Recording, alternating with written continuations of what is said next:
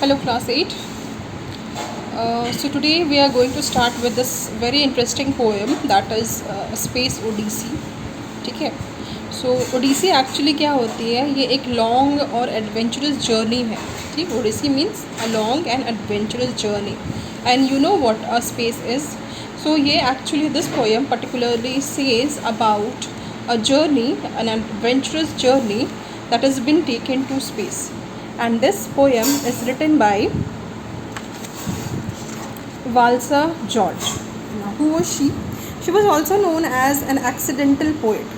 पता है इनको ना accidental because she never chose this profession by her own. Actually जब she was a teacher, ठीक है, वो लिखा करती थी, पढ़ाया करती थी कॉलेज में, and during that time she wrote a poem. और जब उन्होंने वो पोएम लिखा ना, उस पोएम को अच्छी खासी अप्रिसिएशन मिली, मतलब लोग बच्चों ने and even teachers all of them have appreciated. तो उसके बाद उनको अपने अंदर ये रियलाइजेशन हुआ कि नहीं, I can be a good writer. ठीक है, उनको ये समझ में आया कि मैं एक अच्छी राइटर हो सकती हूँ, मैं अच्छा पोएम लिख सकती हूँ. So who was she? A retired professor of English from Kerala, जो केरला में रहती है. Now she is retired. Okay. Rights on wide range of topics, मतलब नॉट ओनली पोएम्स, बहुत सारे उसमें है जिसमें प्लेस, ये सब कुछ लिखा हुआ है उन्होंने. और उनकी पोएम्स ना highly pictures and laced with images. मतलब poem not only like written, जैसे कि हम पढ़ते हैं ना, तो we go to an imaginative world because of the poet, the way he portrays, जिस तरह से वो बताते हैं, लिखते हैं.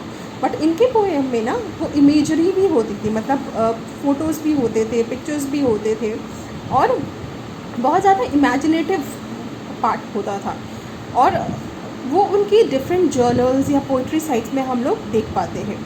They stand out for the emotional fervour, sensuous appeal and inspiring messages. और सारे पोएम्स या जो भी उनके राइटिंग पार्ट है, वो सब हमेशा कोई ना कोई एक बहुत ही इमोशनल पार्ट आपको शो करते हैं, या फिर बहुत ही सेंसुअस कोई चीज़ जो आपको अपील कर रहे हैं, या फिर कोई एक स्ट्रॉन्ग मैसेज दे रहे हैं, इंस्पायरिंग मैसेज दे रहे हैं. ऐसा कुछ वो सारे अपने रिटन मटेरियल्स के थ्रू बताया करती हैं. तो this poem is actually a vivid imagery, view space and aliens in different light. So ये जो पर्टिकुलर पोएम हम लोग जो पढ़ने वाले हैं, ये एक्चुअली उन्होंने बहुत सारी ऐसी इमेजरी, ऐसी पिक्चर्स बताई है, या फिर उसको इस तरह से दर्शाया है, दिखाया है, जैसे हम लोग वो वाली जो वर्ल्ड है या जो पोएट इस बारे में बता रही है, उसको हम लोग बहुत अच्छे तरह से इमेजिन और समझ पाएंगे, और अपने व्यूज़ भी दे पाएंगे, रिलेट भी कर पाएंगे. ठीक है. So this particular poem is very interesting. और इसमें पोएट जो है डिस्क्राइब करती है नेचुरल एलिमेंट्स. अब क्योंकि ये पोएट ने जो पोएम लिखी है वो स्पेस की जर्नी के बारे में है, तो स्पेस में हमें क्या मिलता है? प्लैनेट्स, एस्टेरॉइड, स्टार्स, स्काईज, यही सब मिलेगा ना. तो उन सब के बारे में बताया गया है. और she also describe the different effects of weather as well as the changes it brings on birds, animals and plants. और जो डिफरेंट इफेक्ट होते हैं, लाइक वेदर चेंजेस हो रही है या कुछ भी हो रहा है, that is we are related to that ना. सो हम लोग कैसे उससे अफेक्ट होते हैं, प्लांट्स, एनिमल, सब कुछ क्या फ़र्क पड़ता है, क्या डिफरेंस है, ये सब कुछ वो बता रहे हैं. And she also talks about the cycle of the day and night. अब जैसे हम लोग यहाँ रहते हैं, we have a 24 hour day that includes day and night. ठीक है, दिन में रात में क्या चेंजेस होते हैं, and how it would be if you stay in the space, what difference you are going to feel. आपको वहाँ पे क्या डिफरेंस फील हो रहा है, क्या फ़र्क महसूस हो रहा है, या कैसा लग रहा है, how beautifully you are understanding, and what difference you are going to feel. That is what is written about in this poem.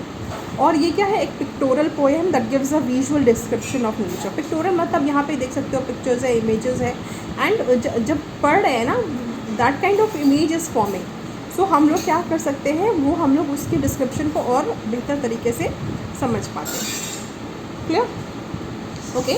Now as this is a very long poem, we are going to read this part by part, and there are certain words which you need to understand, okay, so that आपको और भी clearly ये समझ में आए.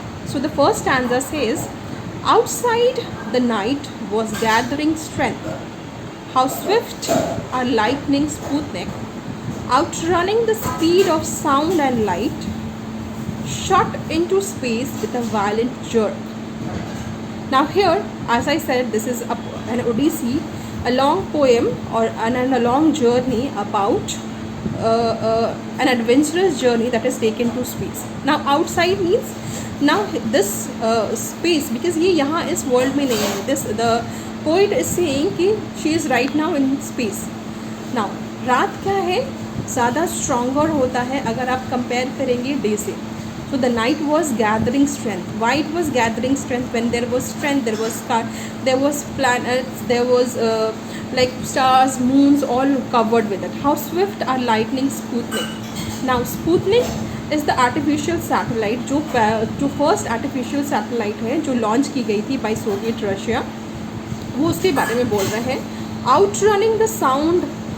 आउटरनिंग the speed of sound and light means the space. वो जब वो वहाँ ट्रैवल कर रहा है ना, सो आउटरन कर रहा है. और जैसे कि वो एक बुलेट जैसे फायर होती है ना, शॉट की जाती है, तो कैसे वो फायर होता है एकदम स्मूथ और एक जर्क के साथ किसी भी चीज़ में जब वो शॉट होता है, तो वैसे ही उसे फील हो रहा है कि जैसे कि वो मतलब एक बहुत ही हाई स्पीड में जा रहा है स्पेस की तरफ विद अ वायलेंट जर्क. और जर्क उसको मतलब जैसे कि ब्रेक लगती है या फिर कोई रास्ते में रोड आता है, वैसा जर्क मिल रहा है. At a distance were luminous spheres suspended like glowing lanterns. Now what is luminous? Luminous मतलब कोई भी चीज़ बहुत ज़्यादा शाइनिंग होती है या जिससे रोशनी मिल रही, दैट इज़ luminous. तो वो जब वो ट्रैवल कर रहा है ना स्पेस की तरफ, तो उसे बहुत चीज़ें चमकती हुई दिखाई दे रही है, जैसे कि वो लैंटर्न मतलब लालटेन की तरह कुछ जल रहा है. Comets and meteors in hyperspace.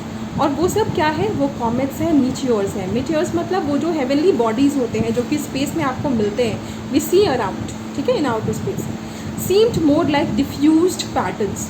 और वो क्या लग रहे हैं, जैसे कि वो वहाँ पे घूम रहे हैं, चल रहे हैं, एज इफ़ कि वो बहुत ज़्यादा लेज़ी हैं, कोई एनर्जी नहीं बची है, मगर वो लोग वहाँ पे मुझे दिख रहे हैं.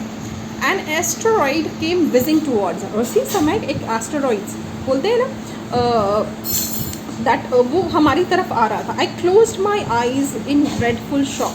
और मैंने अपनी आंखें बंद कर ली डर से. Fearing a terrible head on collision. और तभी मुझे जैसे लगा कोई चीज़ बहुत ज़ोर से मुझसे टकराई. That was he fear. Thank God it deviated from attack. मतलब उसे लगा कि वो हम पर न गिर कर कहीं और चली गई, एंड वी आर सेफ. ठीक है. So till here we'll do for today. Next class we'll take up 3 stanzas and we'll try and finish it. You go through this poem, an interesting poem. It will open up your imaginative side, and see if you like space, if you like reading about planets and the different heavenly bodies, तो ये poem अच्छा लगेगा आप लोगों को. Okay, चलो, take care and thank you class.